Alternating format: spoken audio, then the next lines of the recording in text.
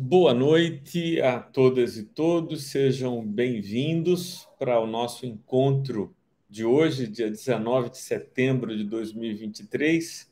Nós estamos aqui, se eu não me engano, a quarta ou quinta aula de Direito Penal e nós vimos no nosso último encontro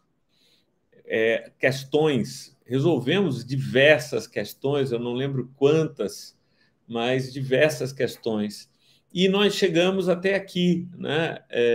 O artigo 17 do Código Penal: não se pune a tentativa quando por ineficácia absoluta do meio ou absoluta impropriedade do objeto é impossível consumar-se o crime. Hoje eu queria que a gente adentrasse a questão do crime doloso, crime culposo. Então, nós vamos seguir daqui em diante. Eu diria, Arthur, que a aula de hoje é a aula mais importante de direito penal. É a aula mais importante. Essa é uma aula para rever várias vezes, é uma aula também para a gente tirar dúvidas, não deixar que as dúvidas permaneçam, porque eu apresentarei a vocês o conceito analítico de crime. E a partir do conceito analítico de crime, nós vamos construir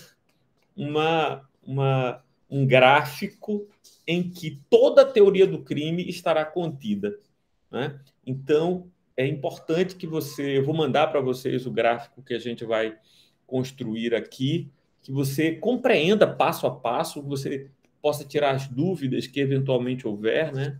Para que a gente possa esclarecer essas dúvidas e a gente não mantenha questões, porque essa, na minha opinião, será a aula mais importante do nosso curso de Direito Penal. Ora, todos vocês já ouviram falar do conceito analítico de crime, né? Todos vocês, em algum momento, já ouviram falar do conceito analítico de crime. Que crime seria fato típico, fato ilícito praticado por agente culpável. Então, a gente tem um fato típico, ilícito praticado por um agente culpável. O crime é essa intersecção entre esses três elementos. Para que uma conduta possa ser considerada crime, é preciso que ela seja simultaneamente um fato típico, um fato ilícito praticado por um agente culpável. Então, a gente pode avançar aqui para ter uma ideia sobre o que seria o fato típico, o fato ilícito e o agente culpável. A gente poderia dizer, quando a gente pensa em fato típico, a gente poderia falar de tipicidade. Quando a gente fala de fato ilícito, a gente pode falar de ilicitude ou culpabilidade. Então, essas são expressões sinônimas, né? A gente está falando de fato ilícito, tá? Então a gente está pensando de culpabilidade, não, antijuridicidade. Ilicitude ou antijuridicidade. Aqui é que entra a culpabilidade no terceiro elemento. Então, quando a gente fala de agente culpável, a gente está pensando em culpabilidade.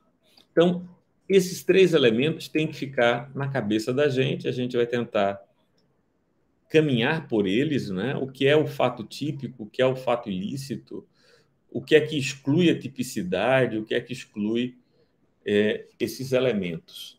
Então, eu creio que compreender esses três elementos, isso vai ser importantíssimo, não apenas para o direito penal, vai ser importantíssimo até mesmo para o direito processual penal. Porque quando, por exemplo, nós formos estudar resposta à acusação, quando é que o juiz absolve sumariamente? Quando ele está diante das excludentes de ilicitude, excludentes de culpabilidade, excludentes de tipicidade. Só que o Código de Processo Penal fala excludentes de ilicitude, mas não diz quais são. Você tem que saber quais são as excludentes de ilicitude. Então, a gente vai caminhar por esse gráfico, a gente vai construir esse gráfico juntos, e eu queria muito que vocês estivessem comigo no passo a passo da elaboração desse conceito analítico de crime. Bem, quando a gente pensa no fato típico, é importante, viu, Heloísa? A palavra tipo significa molde, molde. Então, quando eu digo que o fato é típico, significa que o fato se amolda ao tipo penal. Quando a gente lê no Código Penal, matar alguém, aquilo é um tipo. Constranger mediante violência ou grave ameaça alguém para manter conjunção carnal ou praticar qualquer outro ato libidinoso, isso é um tipo. A pergunta é, a conduta do agente se amoldou, se essa conduta cabe no molde que a lei traz? Então a gente está sempre fazendo o que a gente chamaria de subsunção, né? Que é a adequação do fato à norma, e verificar se o fato se adequa à norma. Se o fato se adequar à norma, isso produz resultados jurídicos. Então vamos ver o que é que compõe o fato típico. É o primeiro elemento que a gente vai refletir, né? Que elementos estão presentes no fato típico? O que é que a gente pode vislumbrar aqui? Muito bem. Então a gente pode dizer que o fato típico ele é constituído por 4 elementos. O primeiro dos elementos do fato típico é a conduta. O primeiro dos elementos é a conduta.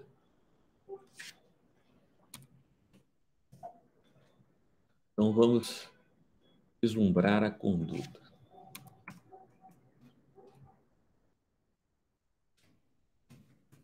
A conduta do agente. Ora, para que essa conduta seja penalmente relevante, vai ser necessário que essa conduta produza resultados. Então, o segundo elemento do fato típico serão o resultado. O terceiro elemento do fato típico, a gente está construindo aqui juntos o que caracterizará o fato típico, né? Que elementos vão estar presentes, será o nexo de causalidade entre a conduta e o resultado. Nexo de causalidade. Então, a gente tem elementos do fato típico, a conduta, o resultado e o nexo de causalidade. Um último elemento que a gente poderia indicar aqui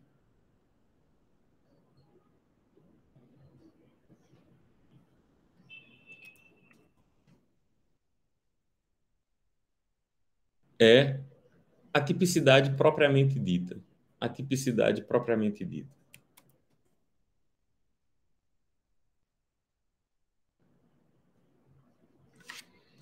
Tipicidade. Por sua vez, essa tipicidade ela vai se desdobrar depois em outras formas de tipicidade. Então, a gente tem, para saber se o fato é típico, eu tenho que ver a conduta, o resultado, o nexo de causalidade entre a conduta e o resultado e a tipicidade propriamente dita. Então, vamos caminhar aqui. Primeiro elemento da conduta é o que a gente poderia chamar de voluntariedade. Então, a gente teria, para que alguém pudesse ser responsabilizado por uma conduta, esse alguém deveria agir com voluntariedade.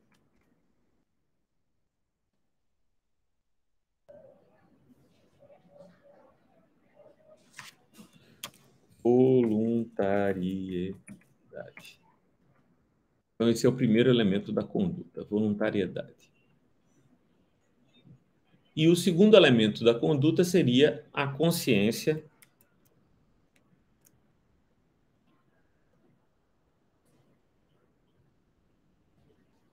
A consciência da ação.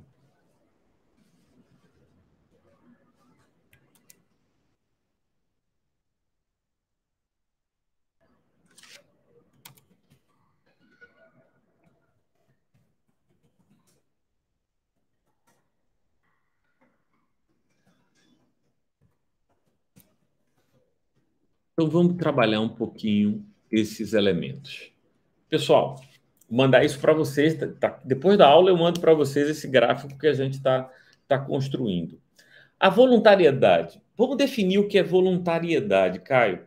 Voluntariedade é a capacidade que a mente tem de controlar o corpo. A gente vai dizer que uma conduta é voluntária quando essa conduta ela é dirigida, a mente dirige o corpo. Então, vamos ver três situações que excluem a voluntariedade. Três situações que excluem a voluntariedade. A hipnose. O indivíduo está hipnotizado, a mente dele não controla o corpo. Então, é uma situação que exclui a voluntariedade. Veja, excluída a voluntariedade, está excluída a conduta está excluído o fato típico, exclui o crime. É como se fosse, Ellen, pedras de um dominó. Então, se eu excluir um elemento, cai todos os outros elementos. Se eu excluir, porque o cara agiu em ato reflexo. Se ele agiu em ato reflexo é excludente da conduta, a conduta excluída exclui o fato típico excluído exclui o crime. Porque para ser crime tem que ser fato típico, ilícito e praticado por um agente culpável. Então, geralmente não se cobra, por exemplo, hipnose, ato reflexo. Essas duas situações excluem a conduta, né? Excluem a voluntariedade, que é um elemento da conduta. Excluem a voluntariedade. Por que a hipnose e o ato reflexo? O que é ato reflexo? É aquilo que a gente faz como uma resposta automatizada do corpo. Por exemplo, quando você espirra, você fecha os olhos. Então, isso é um ato reflexo. Você não decide fechar os olhos. Quando você leva um choque, os teus músculos se contraem. Essa contração dos músculos é um ato reflexo. Você não decide fazer isso. Não é a tua mente que coordena o teu corpo. Muito bem. A gente já sabe que uma das características da conduta é a voluntariedade, e voluntariedade é quando a mente coordena o corpo, e excluem a voluntariedade, o ato reflexo, a hipnose. Mas sabe o que é que cai mais, Heloísa?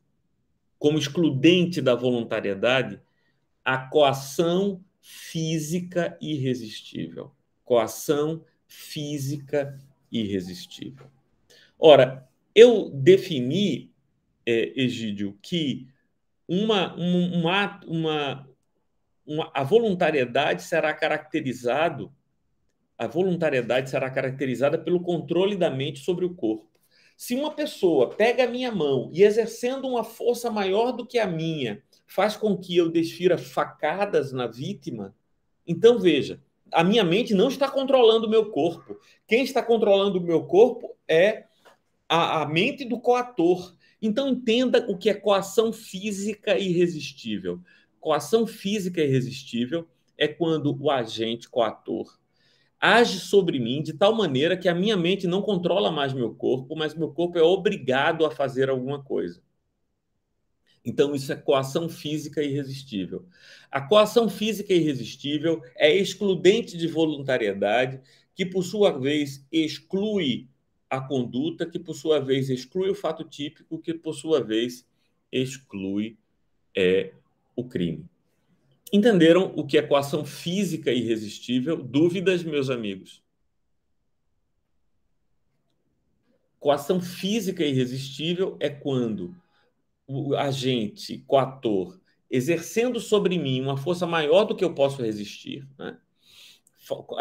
Faz do meu corpo um instrumento para o cometimento do crime. Ele responderá por esse crime, não eu. Não eu. Muito bem. Então, podemos seguir. Ora, então nós temos a voluntariedade, a gente já entendeu o que é voluntariedade. Daqui a pouco a gente... Só tem uma pergunta. Pois não. A embriaguez seria um estudante de voluntariedade? A embriaguez, a gente tem 5 tipos de embriaguez. 5 tipos de embriaguez. Há 2 tipos de embriaguez que vão excluir essa voluntariedade, que seriam, né, a embriaguez causada por força maior ou por causa fortuita. A embriaguez dolosa, o cara tem vontade de se embriagar.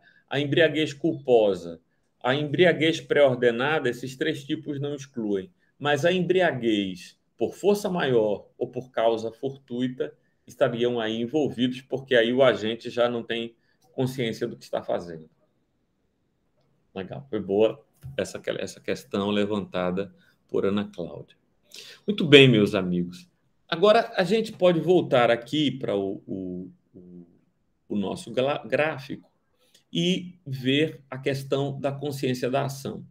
Mas um outro elemento também que está presente aqui, que a gente deve levar em consideração, é a questão que a gente poderia relacionar à questão da vontade. Uma coisa é a voluntariedade, outra coisa é a vontade. Quando a gente vai falar de vontade, a gente entra na esfera de dois instrumentos, dois elementos, que é a questão do dolo e da culpa. Então, a gente entra aqui em vontade, que vai ser um elemento, e aqui a vontade nos apontará, nos conduzirá para a questão do dolo e da culpa.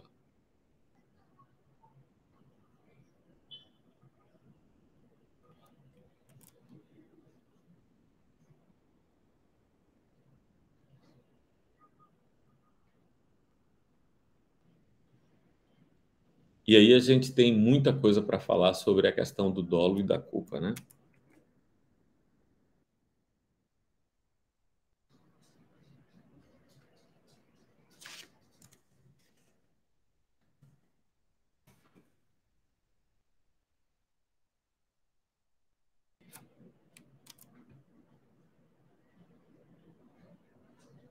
Eu estou mais acostumado a fazer isso no quadro, né?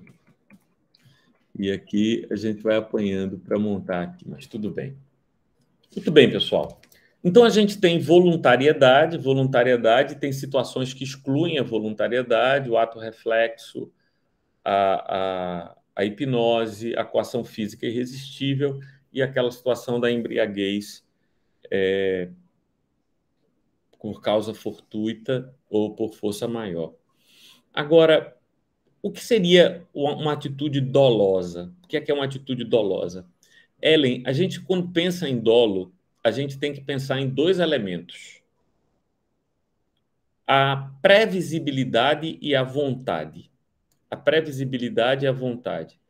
O que significa isso? Significa que, quando um indivíduo vai praticar a conduta, ele prevê o resultado que aquela conduta pode gerar e ele, então, deseja esse resultado. Então, vejam o que é que o Código Penal diz. Vejam o que é que o Código Penal diz sobre crimes dolosos, né? Então, a gente tem aqui, artigo 18, inciso 1º. Doloso quando o agente quis o resultado. Então, doloso quando o agente quis o resultado. Ele quis o resultado ou assumiu o risco de produzi-lo. A gente tem aqui, no inciso 1º, os dois tipos de dolo mais frequentemente cobrados em prova. Quando ele quis o resultado, é o chamado dolo próprio ou direto.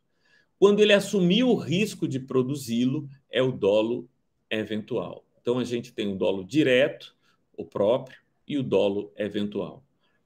Bem, como é que a gente vai saber se é dolo, a questão do dolo, né? Então, vamos tentar construir aqui a nossa ideia de dolo, né?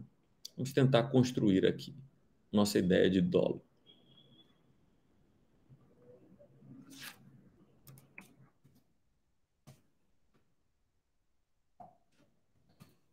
Ora, a gente sabe que o crime, a gente vai falar de um crime doloso quando o agente... Então, a gente tem dois elementos que estão em jogo aqui. Quais são os dois elementos que estão em jogo? A previsibilidade e o desejo. A previsibilidade e o desejo do resultado. Então, a gente vai dizer que uma conduta ela é dolosa quando ela era previsível e o resultado era desejado. Então, vamos ver aqui. a gente vai pensar, em primeiro lugar, no dolo. Vamos pensar aqui, em primeiro lugar, no dolo direto.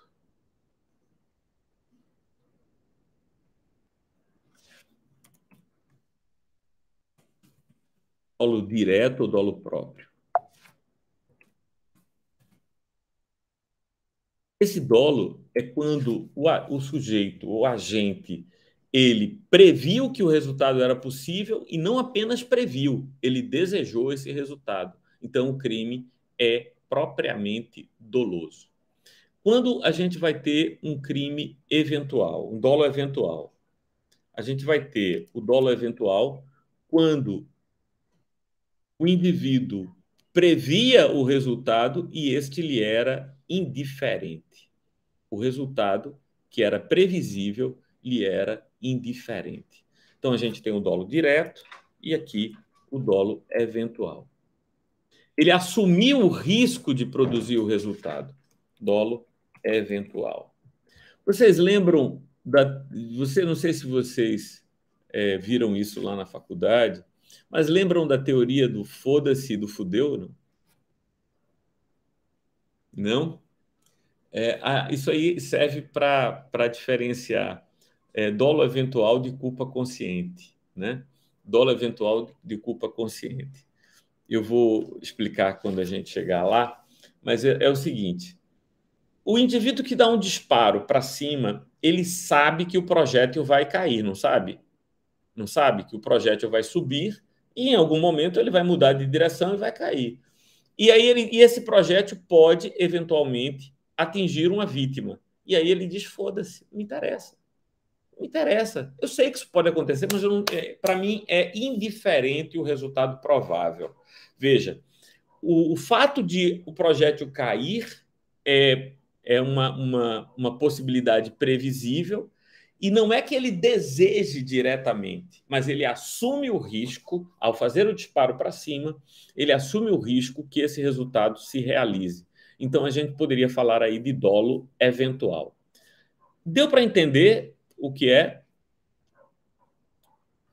Vamos tentar colocar aqui alguns modos para a gente entender isso. Então, eu vou colocar aqui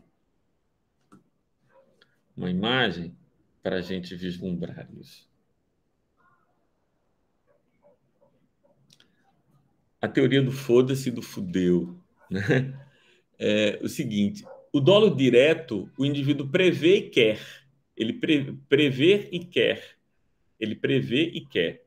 No dolo eventual, ele prevê e assume o risco, foda-se, não importa se acontecer. Então, essa seria a diferença entre esses dois elementos. Depois eu vou mandar para vocês esses esqueminhas. Agora, a gente ainda poderia falar de dolo de primeiro grau e dolo de segundo grau. Então, esse dolo direto, ele pode ainda ser dividido em dolo de primeiro grau e dolo de segundo grau. Então, vou colocar aqui.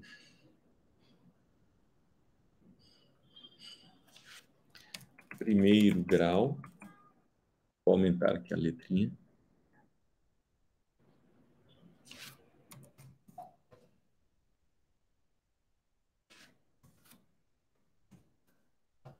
Primeiro grau e de segundo grau.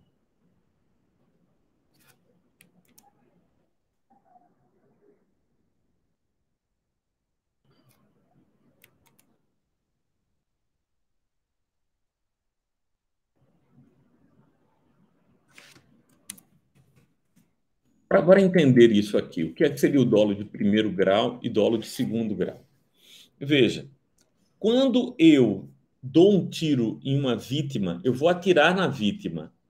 Aquela pessoa, eu quero matar aquela pessoa, então ela é a destinatária da minha previsão e da minha vontade. Eu desejo a morte daquela pessoa, então eu tenho um dolo de primeiro grau em relação a ela. Agora imagine, Ana, que para matar uma pessoa eu queira jogar uma bomba em um ônibus em que ela vem. Veja, eu sei que ao jogar uma bomba, para matar uma pessoa, eu vou acabar ferindo ou matando outras pessoas. Aquela pessoa a quem se destina a minha previsão e a vontade, ela estaria em dolo de primeiro grau. As outras pessoas estariam no dolo de segundo grau, é como o efeito colateral da minha ação. Porque a morte dessas pessoas era previsível também. E eu, ao saber que aquelas pessoas poderiam morrer, ainda que não fosse dirigido para elas diretamente a minha vontade de ação, eu assumo o risco e responderei também pela morte dessas pessoas. E a gente vai ver depois que aqui há um concurso formal, né? É uma só ação produzindo dois ou mais resultados. Mas a gente precisa primeiro compreender o que é dolo próprio, dolo direto, né? O que seria esse dolo próprio ou direto? Esse dolo próprio ou direto, ele seria marcado por a intenção, a previsão e o desejo de produzir o resultado. A intenção e o desejo de produzir o resultado. Dolo direto se divide em dolo de primeiro grau, que é aquela que você deseja o resultado, e o dolo de segundo grau. Há uma previsão dos efeitos colaterais e as suas consequências necessárias, mas mesmo assim você decide agir. Muito bem. Dúvidas até aqui, meus amigos? Dúvidas até aqui? O que é dolo eventual? Vamos entender o que é dolo eventual. O dolo eventual é quando há uma previsão de que aquilo pode acontecer e eu assumo o risco. Eu sei que aquilo pode acontecer, mas foda-se. Né? A gente diz assim, né, cara? Liguei o foda-se. Não, para mim, o que der tá bom, que o resultado que der eu aceito. Então você assume o risco, você aceita os resultados possíveis. Muito bem. Então a gente viu aí o dolo próprio, a gente viu o dolo direto, dolo eventual, dolo de primeiro grau, dolo de segundo grau. Existem outras formas de ver aí essa questão, né? Então a gente poderia, vou mostrar aqui para vocês um esquema que diversas formas de dolo, né, que aparecem aqui nesse esquema. Então, aqui a gente tem o dolo direto, que divide-se em primeiro e segundo grau, dolo indireto, que é o dolo eventual, e o dolo alternativo. O que é o dolo alternativo? É quando pode ser uma pessoa ou pode ser outra pessoa, não interessa a quem vai atingir, um ou outro, para mim, está tudo certo. Então, existem várias classificações de dolo, né? Então, os mais cobrados em prova estão aqui do lado esquerdo. Dolo direto, dolo indireto. O indireto se divide em dolo eventual e dolo alternativo. Ocorre quando a vontade do sujeito se dirige a um ou outro indivíduo, né? Resultado. Então, dolo específico, dolo natural, composto pelos elementos cognitivo e o elemento volitivo. Dolo normativo integra a culpabilidade. Então, a gente não vai entrar nessas questões, eu acho que elas não são pertinentes para a gente pensar nelas agora. Porque o que é cobrado em prova? Vocês podem até me ajudar aí. Caio, Ellen, vocês estão ligados aí nas provas. O que é que, em termos de dolo, o que é que mais cai em prova? Esse jogo de dolo eventual e culpa consciente sempre cai muito, eles usam muito isso. Então, é importante então que a gente vislumbre qual é a diferença entre dolo eventual e culpa consciente. Bora então para cá e trabalhar, né, essas questões. Então, dolo, vamos para cá, e culpa. A culpa, por sua vez, se subdivide em culpa consciente,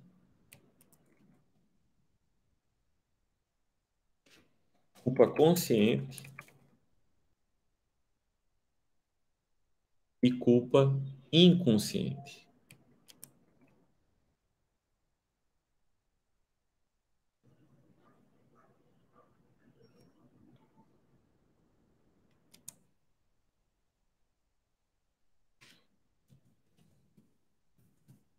Beleza. O que é culpa consciente, né? O que é culpa consciente? Na culpa, no dolo eventual, vamos trabalhar isso aqui. No dolo eventual, o agente prevê o resultado, mas este lhe é indiferente. Então, ele prevê o resultado, mas este lhe é indiferente. Tanto faz. O que é que acontece na culpa consciente? Na culpa consciente, o agente prevê o resultado, mas está certo que este não ocorrerá.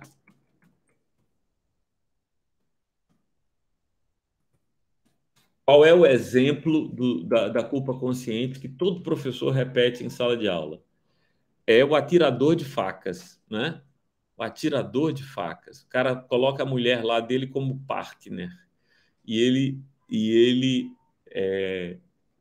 ele sabe que pode machucar a mulher, mas ele está certo por causa da habilidade que ele tem, que esse resultado, que é um resultado provável, não acontecerá porque ele tem habilidade. Já a culpa inconsciente, ela se manifestará de três modos, né, que a gente já conhece bastante, que é a negligência. Além da negligência, a gente tem a imprudência, e além da imprudência, a gente tem a imperícia. Imperícia. Então, a gente teria essas três figuras aqui: a negligência, a imprudência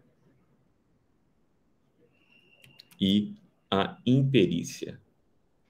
Tio, qual é a diferença entre esses três elementos da culpa inconsciente? Ora, a culpa inconsciente é que não há nem previsão, não há previsão, você não tem a previsão, você não prevê que isso vai acontecer, mas acontece, mas você deu causa porque foi negligente, imprudente ou imperito. Olha bem, vou dar a dica agora para vocês guardarem a diferença. A palavra negligência não começa com N de não, não é? Negligência começa com N de não. Então, o que é negligência? O agente não tomou o cuidado necessário. Ele não fez o que, se fosse prudente, faria. Negligente é aquele. A negligência, Ana, é uma conduta negativa. Ele deixou de fazer o que deveria fazer. Por exemplo, uma pessoa vai entrar, está dirigindo um veículo, vai entrar na rua. Ele deveria ligar a seta, não foi? Não é verdade? Ele deveria ligar a seta indicando que ele vai entrar na rua. Se ele não fez, se houve uma conduta que ele deixou de fazer, então ele foi negligente. O indivíduo está correndo em alta velocidade. Não, isso não é um deixar de fazer, é um fazer. Logo, alta velocidade é imprudência. É imprudência, porque a pessoa está fazendo algo que, se fosse cuidadoso, não faria. Na negligência, ele deixou de fazer algo que, se fosse cuidadoso, faria. Na imprudência, ele faz algo que, se fosse cuidadoso, não faria. E a imperícia está sempre relacionada a uma atividade profissional. Uma atividade profissional que o indivíduo executou sem o conhecimento necessário para a realização daquele ato. Imperícia está sempre ligada a uma atividade profissional. Agora vamos guardar, Helenzinha, negligência. Não. Então é uma atitude negativa. Ele deixou de fazer algo que, se fosse prudente, se fosse cuidadoso, faria. Imprudência. Ele faz algo que, se fosse cuidadoso, ele não faria. Ficou claro qual é a diferença entre imprudência, negligência e imperícia? Bora de novo, bora repetir, para garantirmos isso aí, para que a gente tenha essas ideias bastante claras em nossas mentes. Bora lá. Então, vamos ver aqui.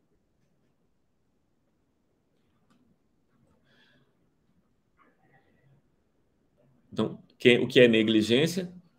Negligência é deixar de fazer algo que, se fosse cuidadoso,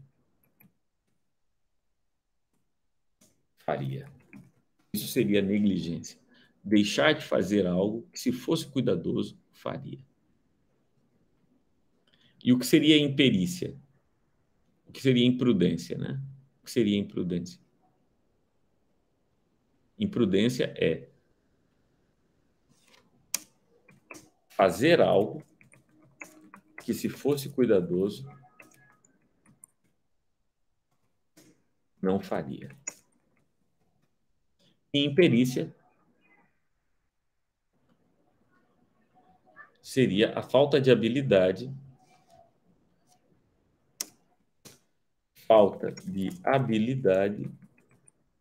para atividade profissional. Então, é o cara que vai fazer uma cirurgia e deixa um objeto lá que causa mal ao paciente, né? Então, ele não tinha intenção de produzir aquele resultado, mas por sua imperícia, por sua falta de habilidade no domínio das ações, ele acabou gerando aquele resultado. Gente, esse esqueminha aqui é muito importante. Lembra, está sempre ligado à previsibilidade e desejo do resultado. Dolo direto, você prevê e deseja.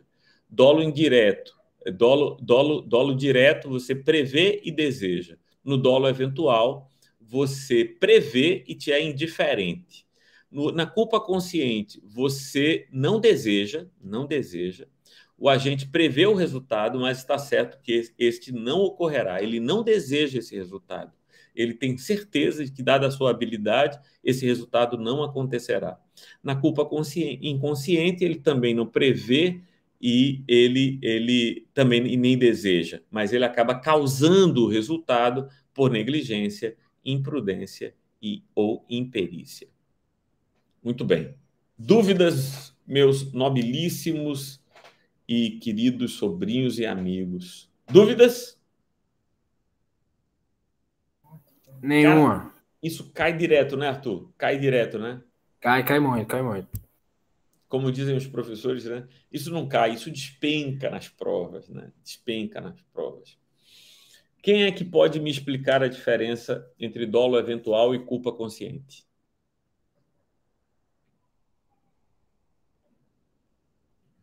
Quem pode usar aí a palavra, abrir o microfone e me explicar A a culpa diferença? consciente é quando o resultado é previsível, mas o agente acredita que não irá acabar dando causa, né? Que é o exemplo do rapaz que atira facas. E o dolo eventual, o resultado também é previsível e o agente é indiferente a essa produção. Corre esse risco, né? Uhum. Um outro exemplo mais factível, né, mais do dolo eventual, é o indivíduo da culpa consciente, né? Da culpa consciente é o indivíduo que é piloto o cara é piloto de provas ou piloto de filmes, né? Aqueles pilotos de teste e tal. E o cara leva a namorada para exibir a sua habilidade e acaba virando o carro e a namorada morre. Veja, ele está em dolo eventual ou em culpa consciente? Ele está em culpa consciente, porque ele não desejava a morte da namorada e ele tinha certeza que, por causa da sua habilidade com o veículo, ele não produziria aquele resultado que acabou produzindo. Então, esse caso será um caso de homicídio culposo. Culposo, tá certo? A diferença é enorme, né? A diferença é enorme em relação à pena, né? De um homicídio doloso para um homicídio culposo. Então, tanto a culpa consciente como a culpa inconsciente, que se manifesta em negligência, imprudência e imperícia, são espécies de crimes culposos. Professor, Pois não, Angeli? me tira uma dúvida. Uma pessoa que ingere, por exemplo, bebida alcoólica e posteriormente vai dirigir, mas mesmo assim ela não acredita que irá acontecer nenhum tipo de acidente porque ela já tem esse hábito há anos e nunca aconteceu nenhum tipo de acidente. No caso, nesse determinado dia, ela acaba, sei lá, atropelando alguém. Nesse caso, seria culpa consciente? A atual jurisprudência, dos tribunais superiores tem indicado que isso é um caso de dolo eventual. É, é um caso de tem sido entendido como um caso de dolo eventual. Entendi. Por quê? Porque quando a pessoa, mesmo sob o efeito de álcool, decide dirigir, ela assume o risco de produzir esse resultado, entende? E o objetivo de fazer isso, né, dessa interpretação dos tribunais superiores, que é objeto de polêmica, pode ser bastante discutido, né, porque é exatamente para tornar mais grave a ação de quem dirige sob o efeito de álcool, entende? Entendi. Então, durante muito tempo, isso foi visto como culpa consciente ou imprudência. Hoje tem sido interpretado como dolo eventual. Caindo numa questão de prova, essa deve ser a direção que a gente vai assumir. Ok? Muito bem. Muito bem. Pessoal, vamos voltar para aquele esquema, né? Para aquele esquema que a gente estava trabalhando aqui. Então, fato típico, conduta, voluntariedade, a gente já sabe que o que exclui a voluntariedade é a hipnose, é o ato reflexo, mas, sobretudo, a coação física irresistível. A gente viu vontade, dolo e culpa, a consciência da ação. A consciência da ação, isso vai levar a gente para um instituto importantíssimo, que é o erro de tipo. Erro de tipo. Então, vamos estudar a figura do erro de tipo. Existem, na verdade, dois tipos de erro, né, no direito penal. A gente trabalha com dois tipos de erro. O que é erro? A palavra erro, a gente conhece bem. A palavra erro está relacionada à ideia de equívoco, né? De um equívoco. A gente teria dois tipos de erro. O erro de tipo e o erro de proibição. Então, a gente poderia falar de dois tipos de erro. O primeiro seria o erro de tipo, que a gente vai analisar agora. Erro de tipo. E o segundo seria o erro de proibição.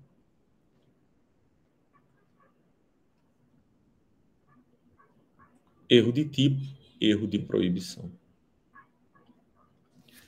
O erro de tipo, ele se subdivide, por sua vez, em dois tipos. Erro de tipo essencial e erro de tipo acidental. Erro de tipo essencial e erro de tipo acidental.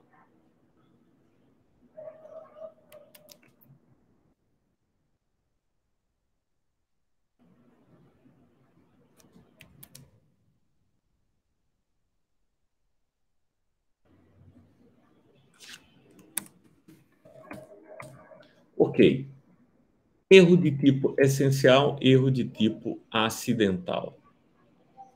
O erro de tipo essencial, por sua vez, se subdivide em dois tipos: evitável e inevitável. Então, a gente poderia falar aqui de erro de tipo inevitável e o erro de tipo essencial evitável.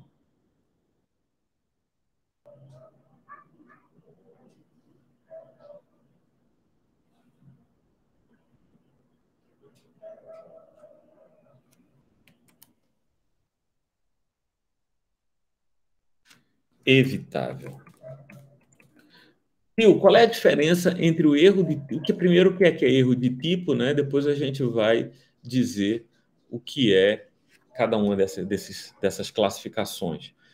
O que foi que eu disse a vocês que era... A palavra tipo significa o quê? O que é que significa a palavra tipo? Alguém lembra? Eu disse logo no início da aula, quando a gente falou sobre fato típico, molde. Molde, exatamente. Ora, o que é o erro de tipo? É quando o indivíduo acha que a sua conduta não se enquadra no molde que está estabelecido pela lei. Entendeu? Então, ele está em erro de tipo quando ele conhece o molde, ele conhece o tipo penal, mas ele acha que a sua conduta não se enquadra naquele molde. Então, esse é o erro de tipo. Vamos dar um exemplo.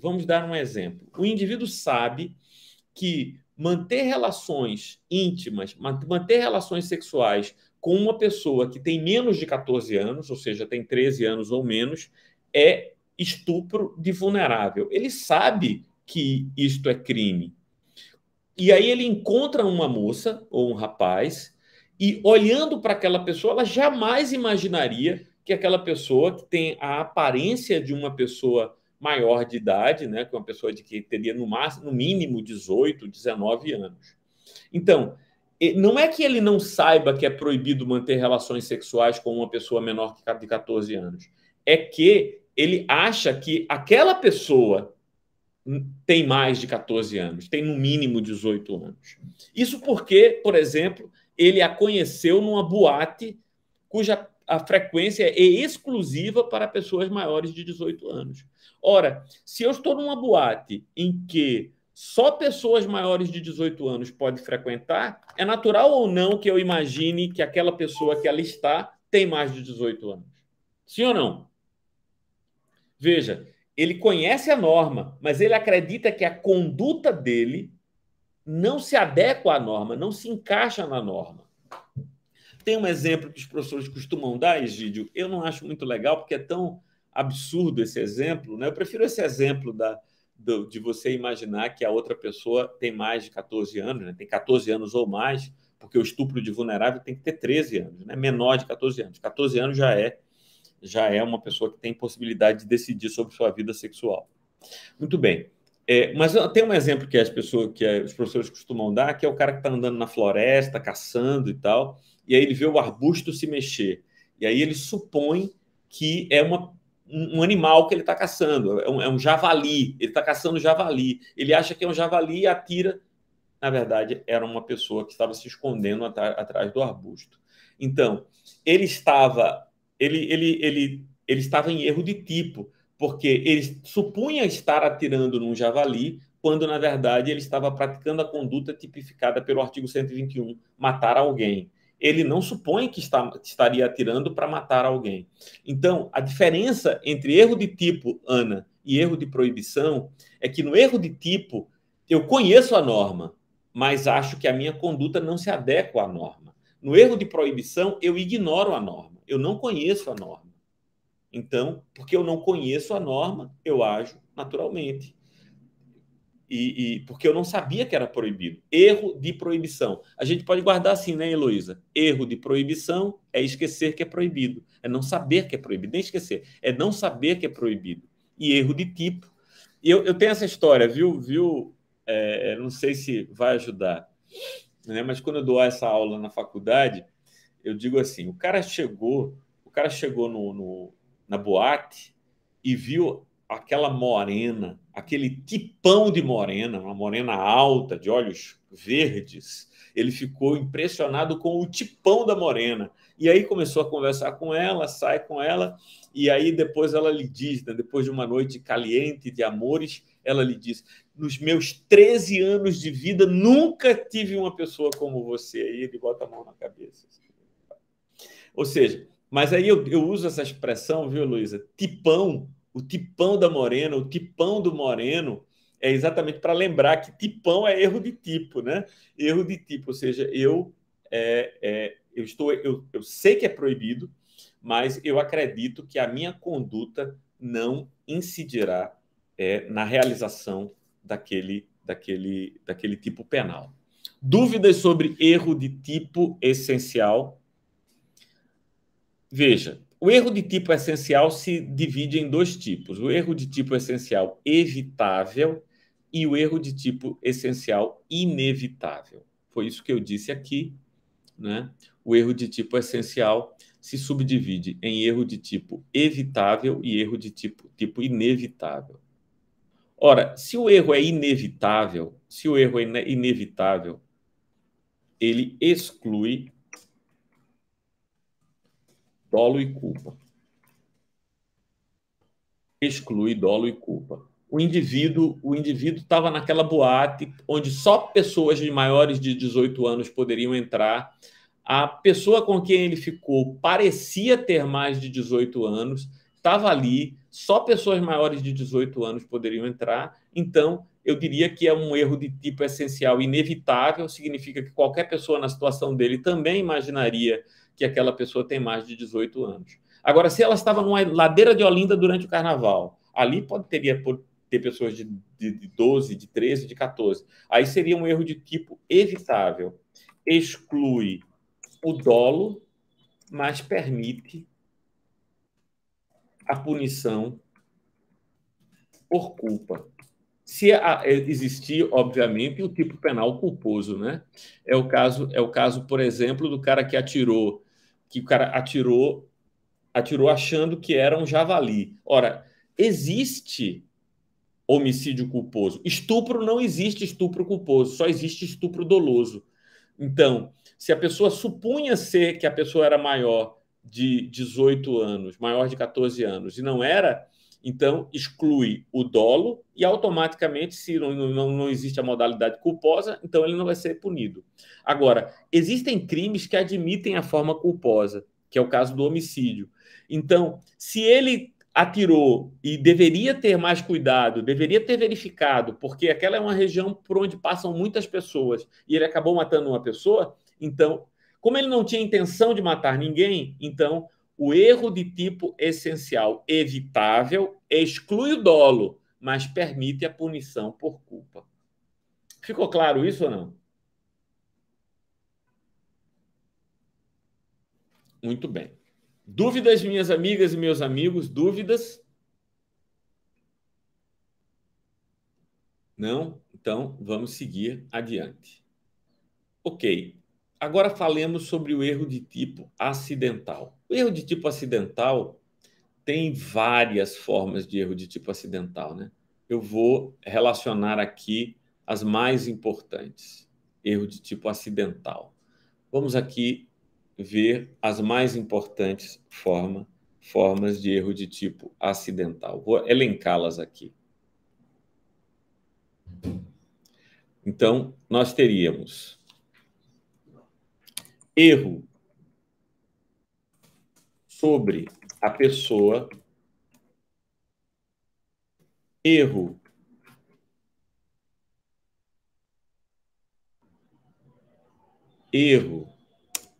de execução,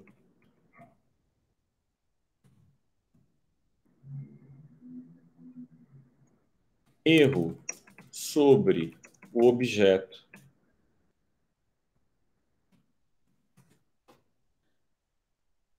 nós teríamos ainda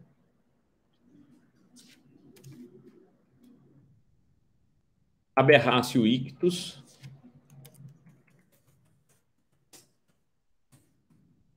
e aberratio criminis. Então, há esses 5 tipos de erro acidental. O que é que vai caracterizar o erro de tipo acidental? Observem aí. Não exclui nem dolo nem culpa.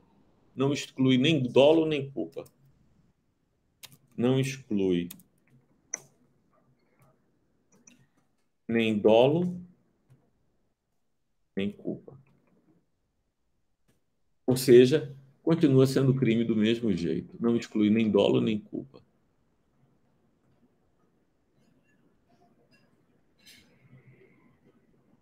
O erro de tipo acidental. Não exclui nem dolo nem culpa.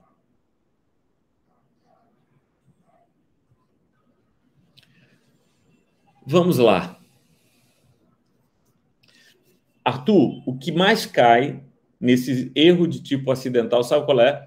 A diferença entre erro sobre a pessoa e erro na execução. Já viu essa aí, Ellen? Cobrar a diferença entre erro sobre a pessoa e erro na execução? Tem visto aí sobre isso nas provas? Tio, eu não fiz muita prova com penal, mas eu estava fazendo as questões que eu acabei pulando várias, que tem muita coisa de erro de tipo e erro de proibição. Mas eu não cheguei a fazer, não, mas acredito que cai bastante. Bora lá. Essas questões caem mesmo. Olha quem está aqui, o apoio educacional. Muito bem. Vamos lá. Erro sobre a pessoa. Erro sobre a pessoa.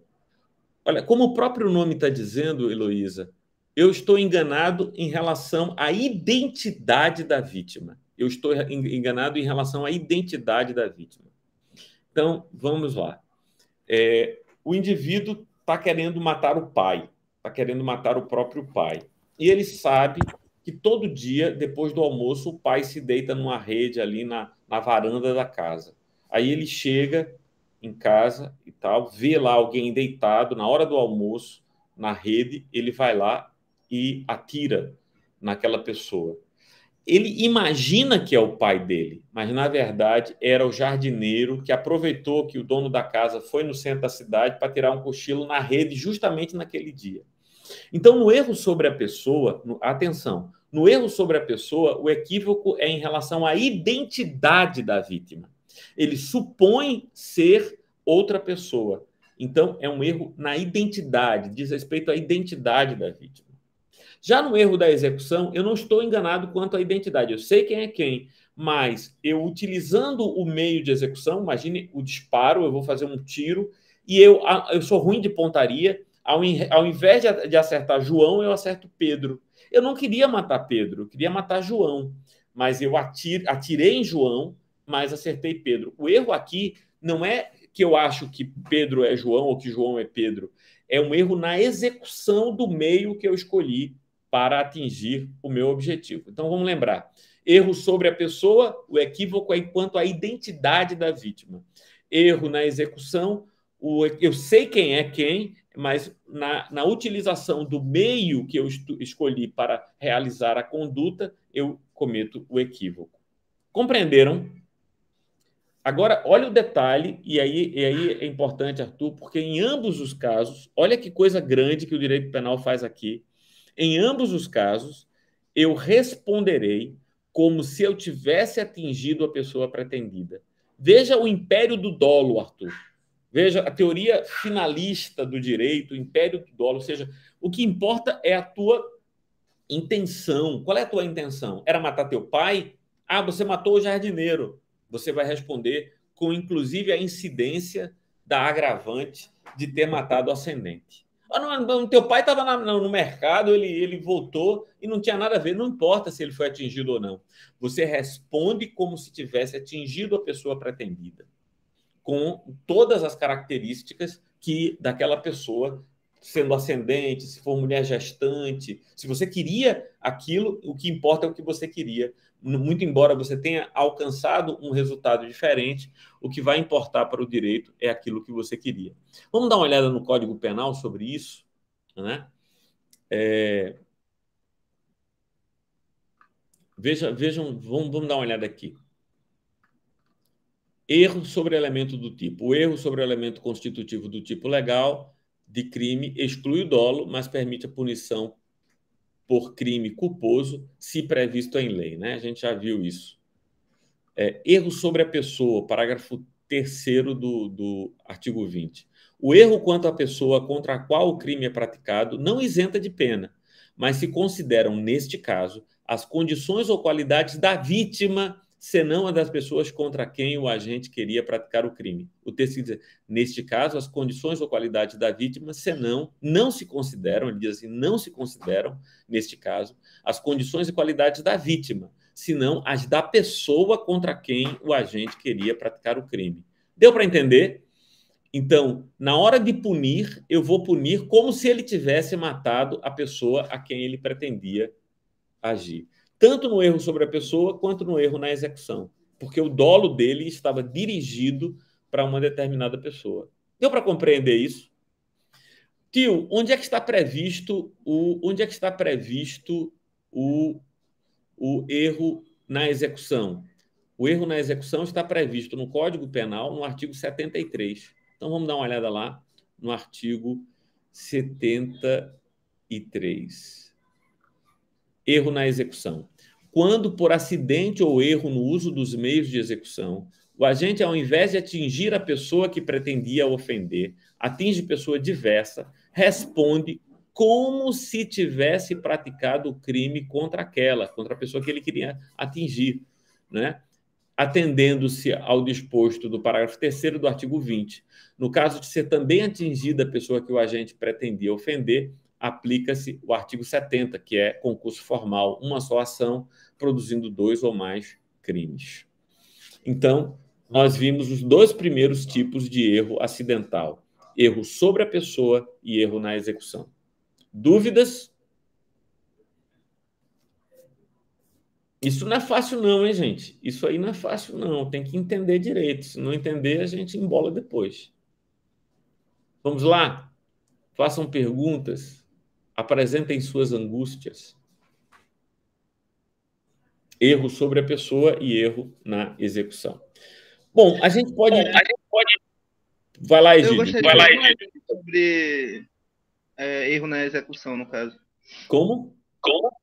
O erro quanto à execução, na forma de executar. Mais algum exemplo? Eu não entendi também. Sim, claro. Veja, vamos pensar no erro na execução. O erro na execução é o erro que é o meio para executar o crime. Então, eu tenho um meio para executar um crime, eu escolho o meio, na hora que eu vou utilizar esse meio, eu acabo atingindo outra pessoa que não era aquela pessoa que eu queria. Então, eu utilizei o exemplo do disparo. Eu miro numa pessoa e acabo acertando outra pessoa. Por exemplo, o cara que manda uma carta com veneno, uma carta que tem... Imaginando que quem vai abrir a carta é a ex-mulher dele, de quem ele está morrendo de ciúmes. Ele manda a carta com aquele veneno que, tendo contato com aquela substância, a pessoa pode morrer. Ele manda a carta para a mulher, mas eis que quem abre a carta é a empregada doméstica. A empregada que, por curiosidade, foi abrir a carta e foi contaminada e morreu.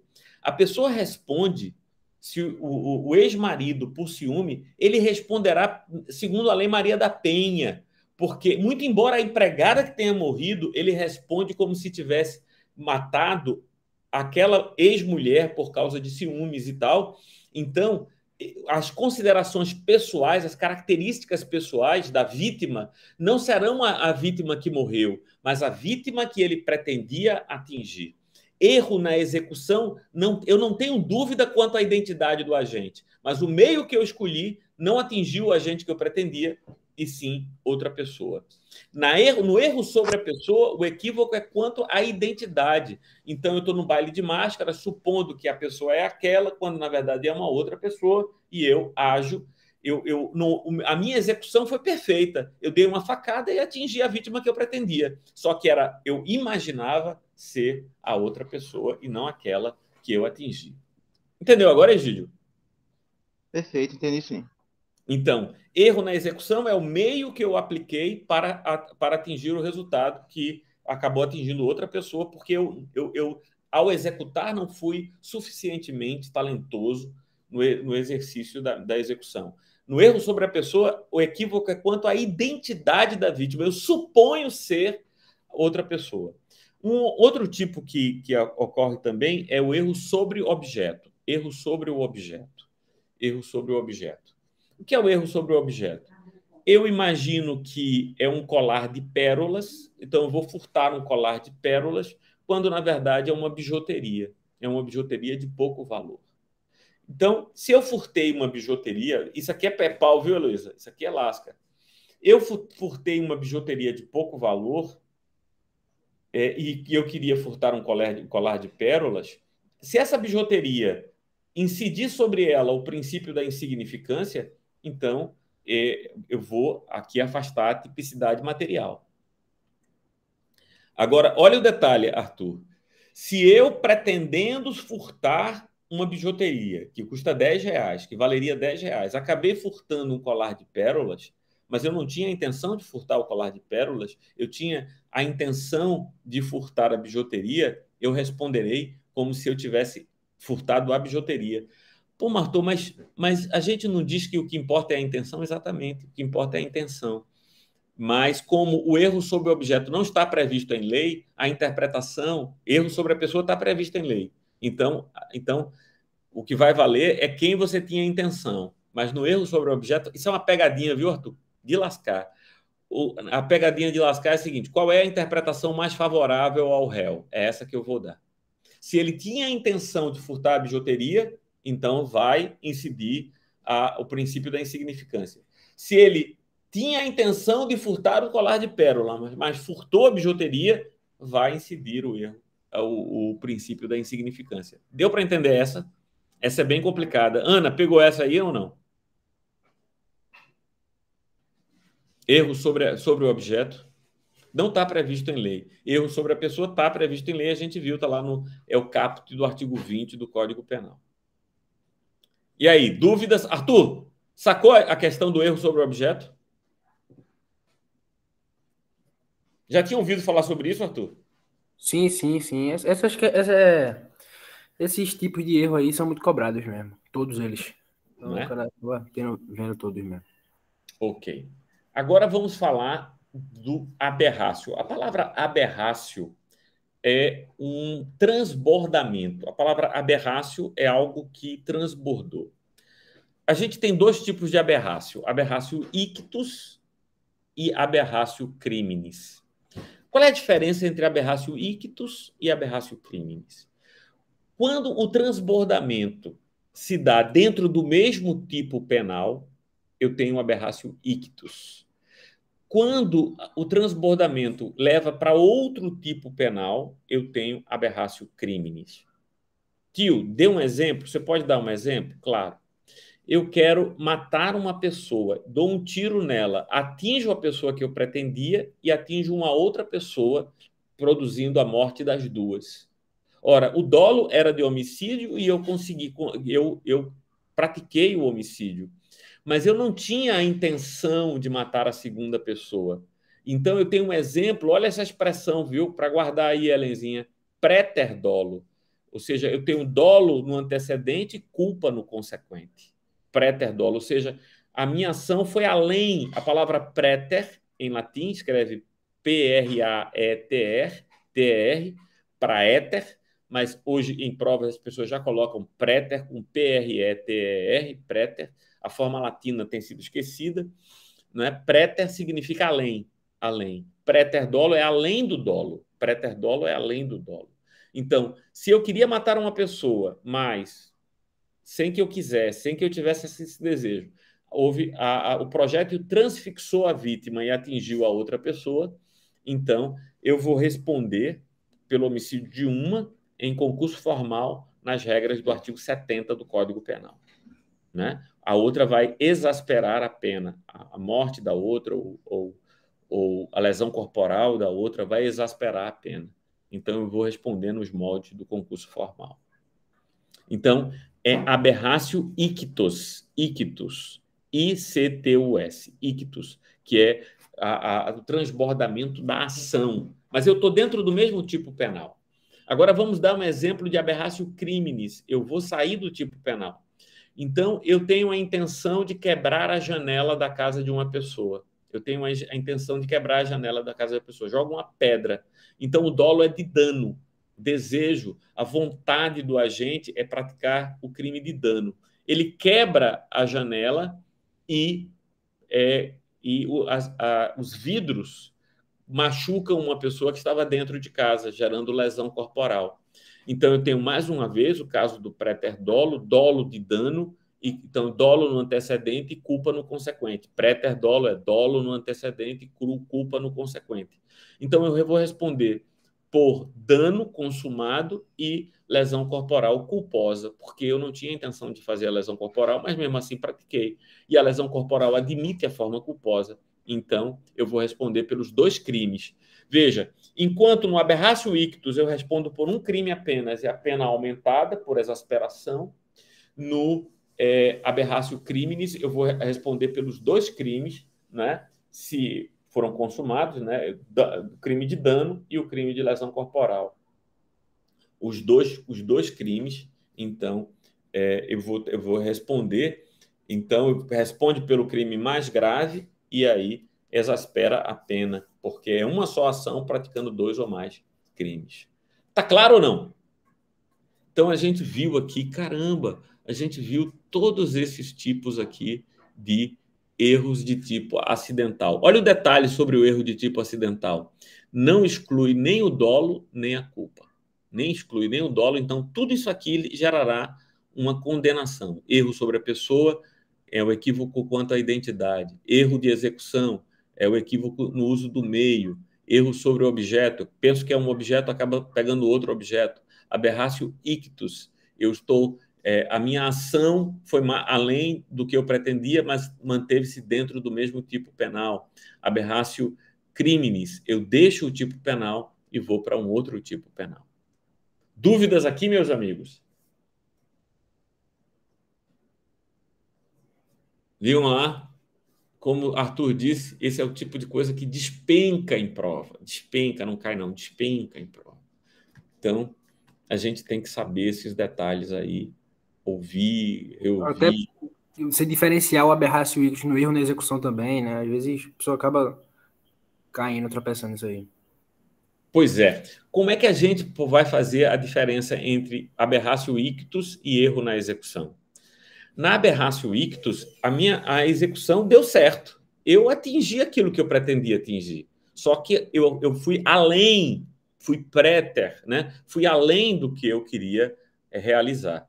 Então, no erro na execução, eu queria... O meu objetivo era A e eu atingi B. Isso é erro na execução. O meu objetivo era A e eu atingi B. Aberratio ictus, eu atingi A e B. Então, foi além do que eu pretendia fazer. Deu para entender? Aberratio é um transbordamento, a gente guarda essa expressão, né? É um transbordamento da conduta. Muito bem. Então, vamos voltar aqui e vamos para o outro tipo de erro que a gente vai trabalhar.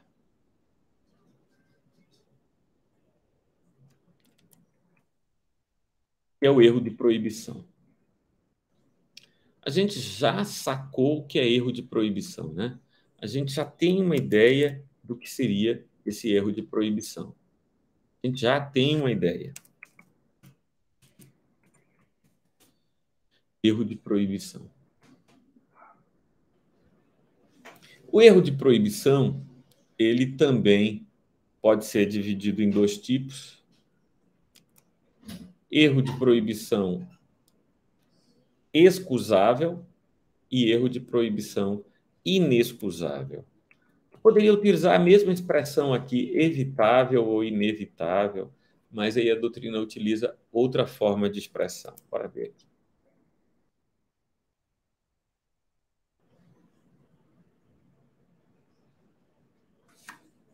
Excusável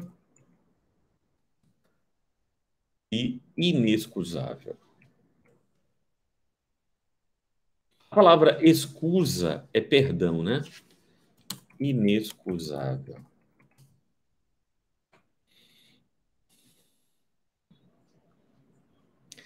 Quando a gente chama de o erro excusável, primeiro, o que é erro de proibição, né? Antes de mais nada, o que seria erro de proibição? Como eu já disse aí, eu disse em algum momento anterior, o erro de proibição é uma ignorância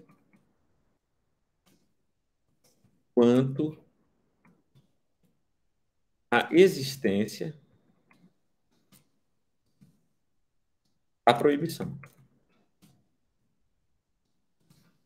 Então, há uma ignorância quanto à existência da proibição propriamente dita. Então, eu não sabia que aquela conduta era proibida. O exemplo clássico que os professores dão na aula é o camarada que tem permissão para utilizar maconha no seu país de origem, mas no Brasil, o Supremo Tribunal está tratando sobre isso, né?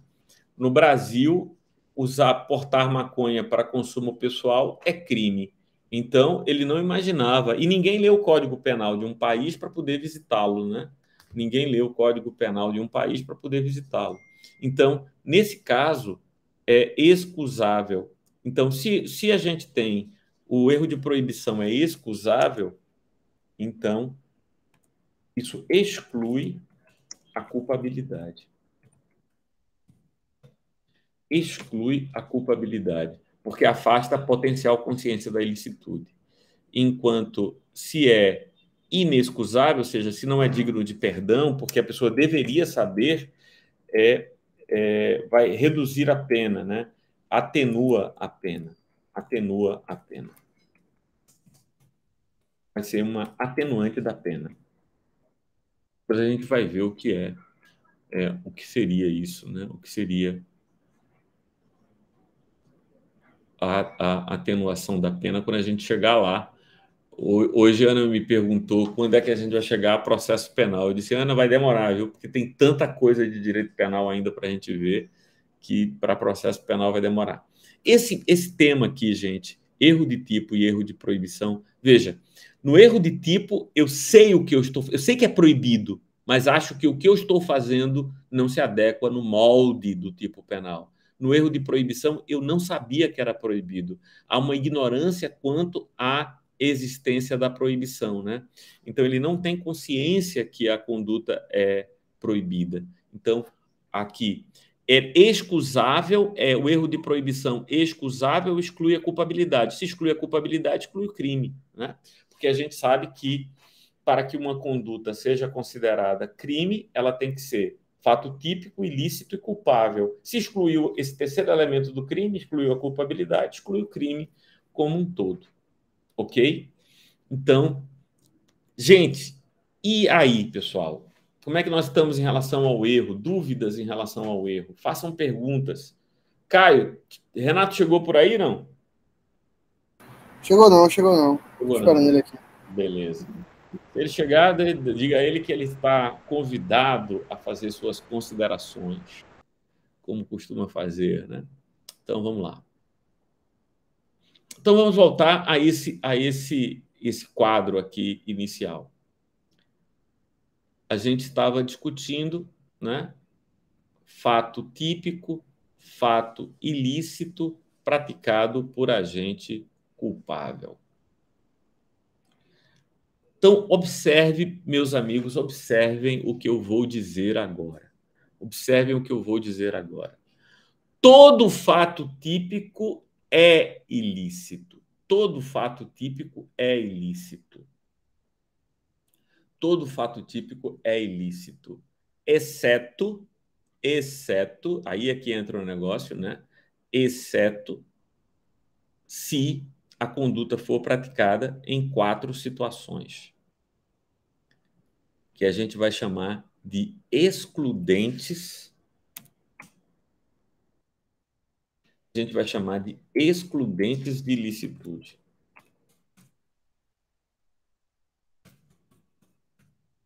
Todo fato típico é ilícito. Todo fato típico é ilícito, a não ser que estejam presentes as 4 excludentes de ilicitude. Quais são, tio?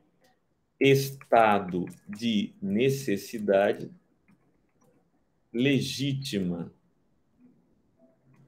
defesa, exercício regular do direito e estrito cumprimento do dever legal.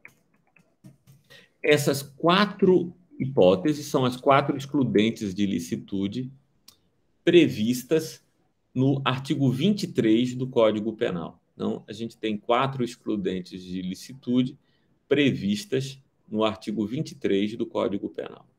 Todo fato típico é ilícito.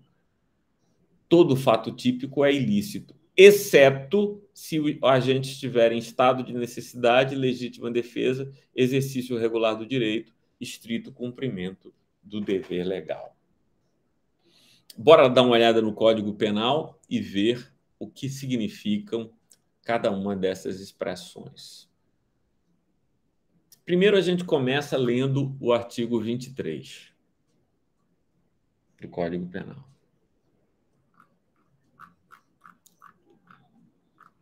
Não há crime, exclusão da ilicitude. Não há crime quando o agente pratica o fato em estado de necessidade, em legítima defesa, em estrito cumprimento do dever legal ou no exercício do regular do direito.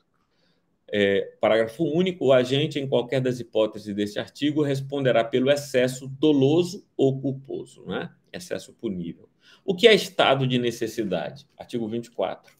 Considera-se em estado de necessidade quem pratica o fato para salvar de perigo atual, que não provocou por sua vontade, nem podia de outro modo evitar, direito próprio ou alheio, cujo sacrifício nas circunstâncias não era razoável exigir-se.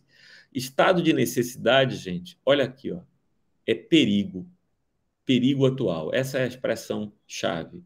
Então, o estado de necessidade trabalha a ideia de perigo atual.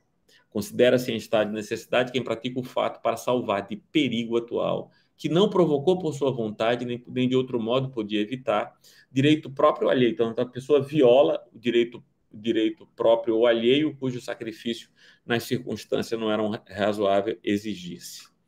Não pode alegar estado de necessidade quem tinha dever legal de enfrentar o perigo, né? Então, um incêndio, o cara é bombeiro, então não pode dizer que não estava em estado de necessidade.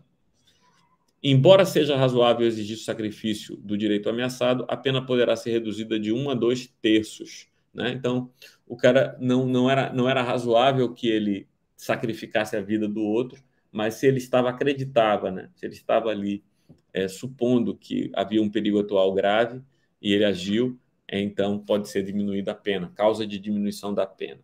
Legítima defesa.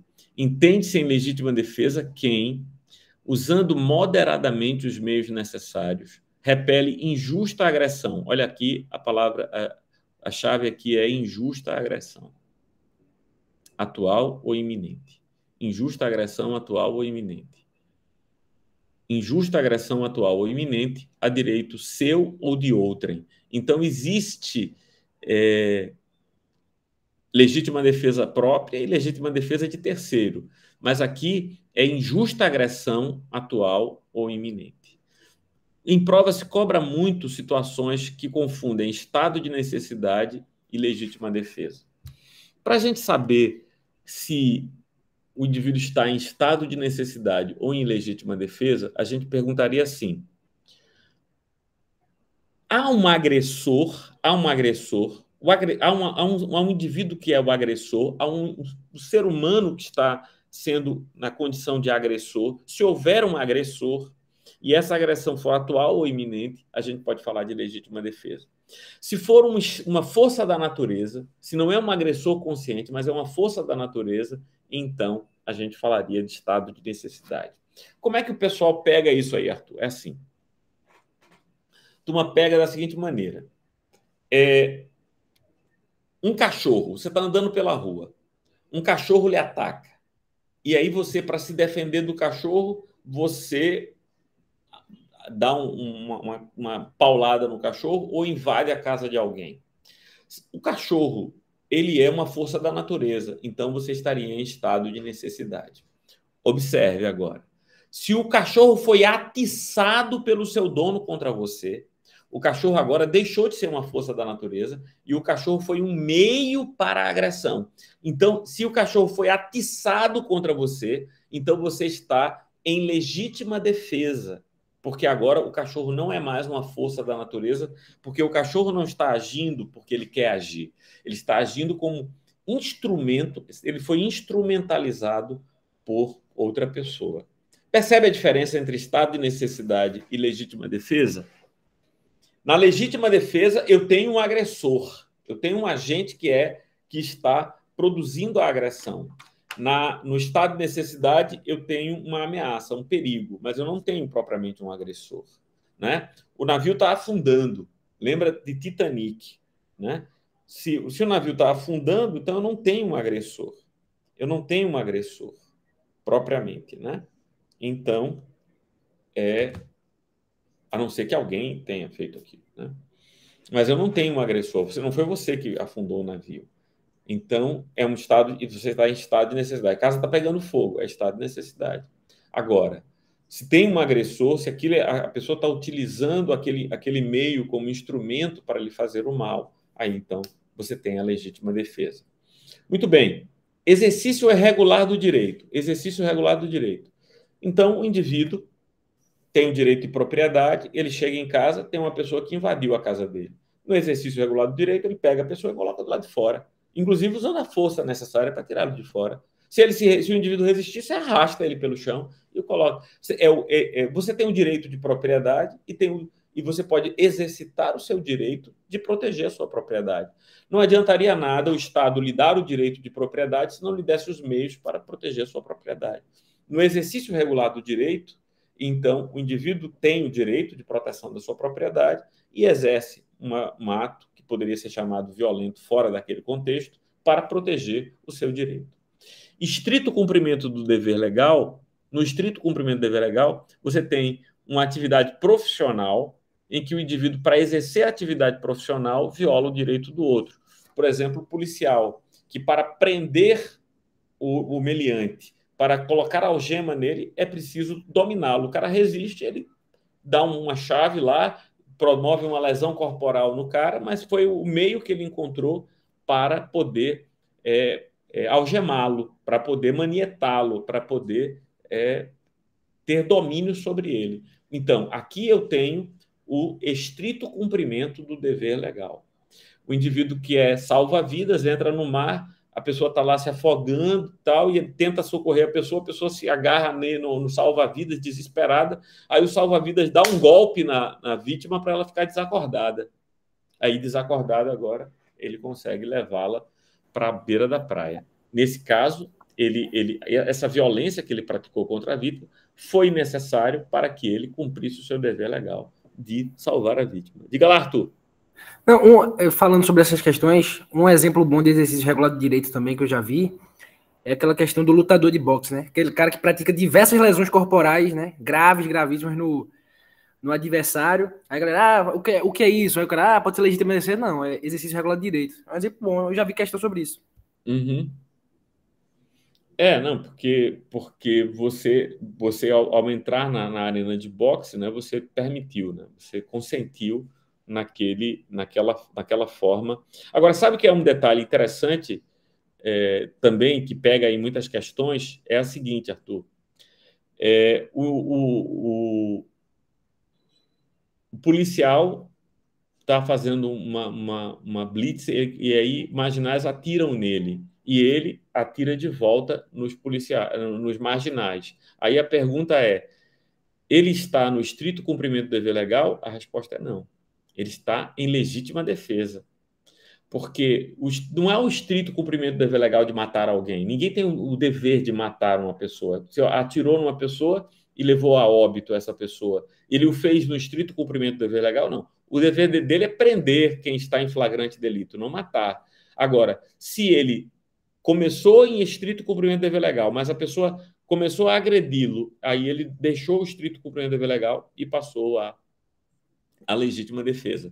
Inclusive, no pacote anticrimes, né, houve a inclusão de um dispositivo sobre isso. Veja o que diz o parágrafo único introduzido pela Lei 13.964/2019, o famoso pacote anticrimes. Observados os requisitos previstos no caput desse artigo, considera-se também em legítima defesa o agente de segurança pública que repele agressão ou risco de agressão à vítima mantida refém durante a prática de crime. Ou seja, então o indivíduo está lá, é a questão do atirador de elite, né? O atirador de elite que tem uma ordem para dar um disparo, ele atira no indivíduo que mantém a vítima refém e ele o faz em legítima defesa. Não é o estrito regular, não é o estrito cumprimento do dever legal, é legítima defesa. O atirador de elite, ele age em legítima defesa. Nesse caso, legítima defesa de terceiros. Ele está na legítima defesa de quem? Lá, da vítima que é mantida refém, né? Então, isso é um caso relativamente comum, isso acontece com relativa frequência. Meus amigos, dúvidas aqui? Dúvidas até aqui ou não? Professor, nesse caso do artigo, está bem específico para a vítima que está sendo mantida como refém. No caso, se não for o caso de refém, imaginemos um assalto no ônibus, por exemplo. Basicamente, você não tem reféns ali, mas o policial reage. E nesse ato de reagir, ele acaba atirando e mata o bandido, mesmo que não tenha intenção de matar. Enfim. Nesse caso, seria o estrito cumprimento do dever legal ou legítima defesa do terceiro? Veja. Vamos começar passo a passo. O policial estava no ônibus. Foi anunciado o assalto. O policial não pode sacar a arma e atirar no assaltante. Entende? Ele deve encontrar um meio para evitar o assalto. Agora, imagine que o indivíduo está armado e aproxima-se com aquela arma do policial. Então, esse cara a agressão é atual ou iminente. O indivíduo que está com a arma na mão, a agressão é iminente. Então, o policial poderia sacar e atirar no indivíduo e ele estaria em legítima defesa. Agora, o policial não pode chegar atirando. Se o indivíduo está com a arma na cintura, por exemplo, o marginal está com a arma na cintura, então ele deve sacar a arma e efetuar a prisão. Se o marginal fizer a intenção de puxar a arma, aí ele está em legítima defesa, porque observe o que é que diz o Código Penal, que na legítima defesa a agressão ela é atual, quer dizer, a agressão está acontecendo, ou ela é iminente, ela está prestes a acontecer. Então, nesse caso, se o marginal fez menção de puxar a arma, ele pode, não precisa esperar o marginal sacar a arma e atirar nele. Não, ele pode, porque agora a agressão é iminente. Entendeu, Egídio? Mas ele não pode, a questão do excesso na legítima defesa, né? O cara com a arma na cintura, ele não pode já puxar a arma e atirar no cara. Diga lá, Arthur. Você tentar também que existe a questão do excesso da legítima defesa, né? O excesso de legítima defesa, que é punível, né? Muitas vezes é nessa questão de troca de tiro, o policial que dá mais de 3 tiros no... A vítima caída já, né? A vítima caída, ele continua atirando. Tem vários termos, né? Ocorre muito nessas trocas de tiro, né? Aí o policial ali evitando, acaba fuzilando, vamos dizer assim, a pessoa, né? Então é o excesso. O que acontece é o seguinte, o cara no início estava em legítima defesa, sabe? Entendeu, Egídio? No início, o cara puxou a arma, aí o policial deu um tiro no cara, aí o cara caiu já grogue. O policial poderia facilmente ir lá e tirar a arma do cara, porque o cara tá grogue, caiu, ferido. Aí o policial vai lá e dá mais um disparo e mata o cara. Veja, quando ele deu o primeiro tiro, ele estava em legítima defesa. Quando ele deu o segundo tiro, aqui ele não está mais em legítima defesa, Egídio, porque cessou a agressão. Então, para que alguém esteja em legítima defesa, a agressão deve ser atual ou iminente. Ora, se o cara deu um tiro, o policial deu um tiro, porque estava sendo uma troca de tiros, ele deu o primeiro tiro, ele deu um tiro, o meliante caiu, já desacordado, o policial vai lá e dá o segundo tiro, e há testemunhas que viram que o cara já estava completamente incapaz de reagir, então já não tem agressão atual e iminente. Então, aí você tem um excesso, e esse excesso é punível. É o que diz aqui, vamos dar uma olhada lá, né? Excesso punível. O agente, em qualquer das hipóteses desse artigo, responderá pelo excesso doloso ou culposo. Excesso de quê? Excesso de estado de necessidade, excesso de legítima defesa, excesso de estrito cumprimento do dever legal, excesso de exercício regular do direito. Você não precisa espancar o cara que entrou na tua casa. Você tem que tirá-lo de dentro da tua casa. Garantir a tua propriedade, mas você não precisa espancar essa pessoa. O espancamento é o excesso de exercício regular do direito. Estamos caminhando, muita informação até aqui, não foi não? Muita informação até aqui, não sei se vocês estão tomando nota por aí, porque até agora foram muitas informações. Na semana que vem, a gente vai só resolver questões sobre isso, hein, Arthur? Bora levantar essas questões aí, Ellen, Luísa, porque para fixar, porque é muita coisa mesmo hoje, para a gente ver. Vamos voltar aqui. Ora, a culpabilidade... Aqui eu vou fazer um registro sobre aquela questão da tipicidade formal e tipicidade material, para não deixar o nosso esqueminha aqui incompleto. Tipicidade formal. Então, a gente tem o primeiro tipo de tipicidade, que é tipicidade formal, e a gente terá um segundo tipo de tipicidade, que é a tipicidade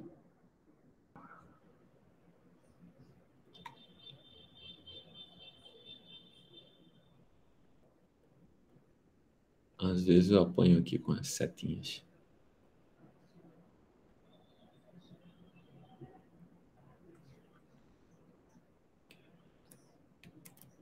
Vocês não imaginam como eu sou chatinho com isso em sala de aula. Vou, inclusive, marcar uma aula com vocês presencial lá na faculdade. Vou chamar meus alunos e a gente faz uma aula juntos lá para a gente fazer isso com o quadro e tudo lá. Tipicidade material. Massa. Tipicidade material. Formal e material. Então, qual é a diferença, né, entre tipicidade formal e tipicidade material? A tipicidade formal é a mera adequação entre a conduta e a norma. Então, tipicidade formal, subtrair para si ou para outra em coisa alheia é móvel. O cara foi lá e subtraiu a caneta, um marcador de texto. A conduta, o fato é típico, formalmente típico, porque ele subtraiu o que é do outro. E o texto diz, subtrair para si ou para outra em coisa alheia é móvel. Então, tipicidade formal. Aí a pergunta é, o que seria tipicidade material? É quando o bem jurídico protegido, no caso o patrimônio, foi significativamente prejudicado. Então, se o bem jurídico não foi significativamente prejudicado, eu não tenho tipicidade material. Tipicidade formal significa a conduta se adequa ao tipo penal. Tipicidade material, o bem jurídico protegido foi significativamente. O que é que acontece no princípio da insignificância ou da bagatela? É que o bem jurídico foi atingido, mas não foi atingido significativamente. Muito bem, meus amigos. Vamos para esse último elemento, que é o elemento da culpabilidade, ou, em outras palavras, o que seria um agente culpável. A gente pode dizer que a culpabilidade ela se manifestaria de três maneiras, né? Há três elementos que compõem a culpabilidade. Quais seriam eles? Primeiro é imputabilidade. Imputabilidade. Ou seja, a gente vai dizer que alguém responderá, né? O agente responderá. Para que ele tenha culpabilidade, ele tem que ser imputável. Imputabilidade. O que é um agente imputável? É alguém que tem mais de 18 anos, né? Critério de imputabilidade, mais de 18 anos e em pleno uso de suas faculdades mentais. Então, a imputabilidade teria que ser um indivíduo com, né, mais de 18 anos, critério biológico, e lúcido. Ou seja, né, eu vou colocar lúcido para colocar em uma palavra só, sabe? Porque, na verdade, a expressão é capaz de compreender o caráter ilícito de sua conduta e de portar-se de acordo com esse entendimento, né? Então, ou seja, o doente mental é aquele indivíduo que é incapaz de compreender o caráter ilícito de uma conduta e de portar-se de acordo com esse entendimento. Então, isso seria a... Diga lá. Alguém tem uma pergunta? Depois de imputabilidade, o segundo elemento da culpabilidade é a potencial consciência da ilicitude. Potencial consciência da ilicitude. É o erro de proibição invencível, né? Erro de proibição invencível, o indivíduo, o agente, não tem o potencial consciência da ilicitude. É o erro de proibição invencível. E o terceiro elemento é a exigibilidade de conduta diversa. Exigibilidade de conduta diversa. Então, esses três elementos constituem a culpabilidade. Para que um indivíduo receba uma pena, ele precisa ser imputável, ele precisa ter potencial consciência da ilicitude, ou seja, ele não pode estar em erro de proibição invencível, e ele não pode estar e não pode ser exigível dele uma conduta diferente. A legislação prevê duas situações que excluem a exigibilidade de conduta diversa. Deixa eu anotar essas duas situações aqui. As duas situações: coação moral irresistível e obediência à ordem hierárquica não manifestamente ilegal. Não manifestamente ilegal. Essas são as duas possibilidades previstas pelo Código Penal para excluir a exigibilidade de conduta diversa. Excluída a exigibilidade de conduta diversa, exclui também a culpabilidade, exclui o crime, né? Se você excluiu a exigibilidade de conduta diversa, exclui a culpabilidade, exclui o crime, tudo cai feito peças de dominó. O que é coação moral irresistível? Quem se lembra o que é coação física irresistível? Quem lembra o que é coação física irresistível? O exemplo de coação física é aquela, né, que o cara utiliza da força para que o outro agente pratique o crime, né? Aquele cara que força alguém a apertar o gatilho ali da arma, né? E o coação moral irresistível seria alguém que ameaça, se tu não praticar tal crime, eu mato tua filha, por exemplo. Né? Exato. Então, age dessa forma, né?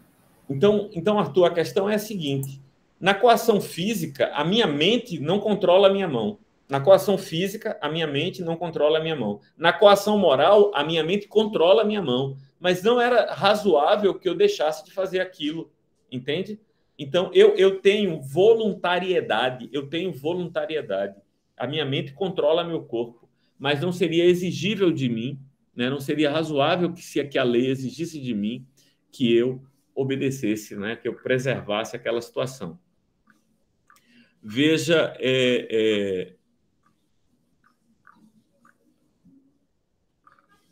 essa questão, né? A gente está aqui, legítima defesa, imputabilidade, olha a inimputabilidade. É isento de pena o agente que, por a doença mental ou desenvolvimento mental incompleto, retardado, era, ao tempo da ação da omissão, inteiramente incapaz, então aqui, de determinar-se de acordo com aquela conduta, né? Então, aqui você está o critério psicobiológico, né?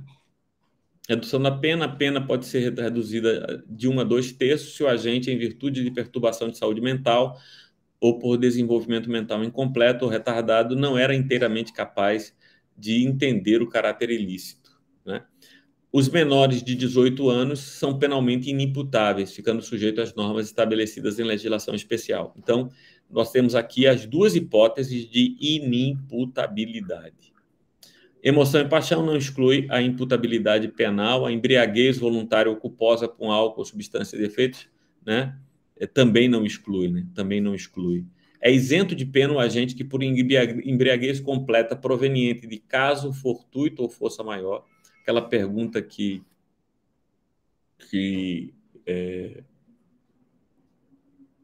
Ana fez, né? Pergunta que Ana fez. São esses dois casos de embriaguez que excluem. Era o tempo da ação ou omissão inteiramente incapaz de entender o caráter ilícito ou de determinar-se de acordo com esse entendimento. Então, a pena pode ser reduzida de 1 a 2 terços se o agente, por embriaguez proveniente de caso fortuito ou força maior, não possuía ao tempo da ação ou omissão a plena capacidade. Para excluir, ele era inteiramente incapaz. Se ele não era plenamente capaz, ou seja, estava em uma situação que deveria, né, que se imaginaria que ele, em condições normais, poderia observar aquilo. Queria só ler aqui o artigo 74. 73 a gente viu. O 74 diz: fora dos casos anteriores, quando, por acidente, erro na execução ou crime, sobrevém resultado diverso do pretendido, o agente responde por culpa se o fato é previsto nos crimes, como crime culposo, se ocorre também o resultado. Então, a gente está vendo aí essas hipóteses. Pessoal, dúvidas? Dúvidas? Ô tio, às vezes eu fico em dúvida quando a questão pede assim, tal situação exclui culpabilidade, exclui tipicidade, exclui ilicitude. A ilicitude é mais fácil porque seria só nesses 4 casos de estado de necessidade, legítima defesa, não. Mas a culpabilidade, às vezes, eu fico em dúvida. No caso desse da embriaguez completa por caso fortuito, seria exclusão de culpabilidade? Isso de fato é complicado, né? Isso de fato é complicado, né? Onde a embriaguez entra, né? Aqui a gente está vendo, né? Vai entrar ali. Se o cara é como se ele fosse louco, né? É como se ele fosse louco e ele não tivesse. Então vai excluir a culpabilidade, entendo também. E agora, o que é que a gente vai ter? O que é que a gente vai ter? Como é que a gente pode resolver esse problema? Como é que a gente vai resolver esse problema? Excluir o fato típico tem que entrar em um desses elementos aqui, para excluir o fato típico. Para excluir a culpabilidade, é imputabilidade, potencial consciência da ilicitude e exigibilidade de conduta diversa. Então, o lúcido entra aqui, é a imputabilidade, que exclui a culpabilidade, que exclui o crime. Então, no caso, fazer por eliminação, né? Tipo assim, tu tenta eliminar de alguma forma, tu exclui logo os excluídos de ilicitude, né? E aí, na culpabilidade, só esses casos... Também tem antijuridicidade, né? Ilicitude ou antijuridicidade, que é a mesma coisa, que são sinônimos. E aí tu vê, pô, não era uma coação moral irresistível, não era ordem hierárquica manifestamente ilegal, né? Ele não estava inteiramente... Enfim, por eliminação você acaba matando, se você não tiver aquela certeza, assim, né? Esse tipo de assunto é fazer questão, velho. É que nem matemática, é só exercício. Tem hora que tu vai errar e não erra mais. É complicado. No caso daqueles erro de tipo e excusável, não, inevitável. O erro de tipo, veja bem, erro de tipo, guarda isso, é fácil. É tipicidade. Tipo exclui a tipicidade. Erro de e tipo, o erro de proibição inexcusável. Excusável também. Não. O erro de proibição é culpabilidade? Porque olha aqui, ó. Vê só, vê bem. Vamos lá. Vê aqui. Erro de tipo exclui a tipicidade. Erro de proibição é aqui, ó, potencial consciência da ilicitude. A pessoa não sabe, então aqui, ó, erro de proibição. Erro de proibição. Faz sentido. Erro de proibição invencível ou inevitável, né? Vai entrar aqui. Deixa eu ver se eu...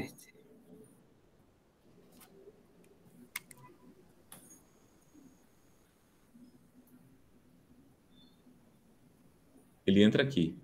Potencial consciência da ilicitude. Mas foi muito bom essa questão que você levantou, porque eu tinha te dito que a embriaguez era uma coisa que excluía a tipicidade, mas vai excluir a culpabilidade. Então, foi porque está vinculado à voluntariedade, mas no caso seria mais com a consciência, né? É porque aquela questão do dolo eventual, né? O exemplo que se dá muitas vezes é esse, né? Mas a questão da embriaguez realmente cai na culpabilidade. Né? Ok. Muito bem. Bora parar por aqui hoje, que a gente montou todo o esquema aqui do conceito analítico de crime, né? Viu aqui o dolo e culpa, vimos também erro de tipo essencial e erro de proibição. Então, a gente fez uma viagem grande hoje, já são 10 horas da noite. Então, vamos parar por aqui hoje e a gente separar, pessoal, meu pessoal aí da equipe, separar as questões para a próxima semana a gente resolver pelo menos umas 20 questões sobre esse assunto, ok? Tá certo, tio, combinado. Então, vamos lá. Alguma dúvida, pessoal? Querem fazer alguma pergunta? Tem alguma dúvida?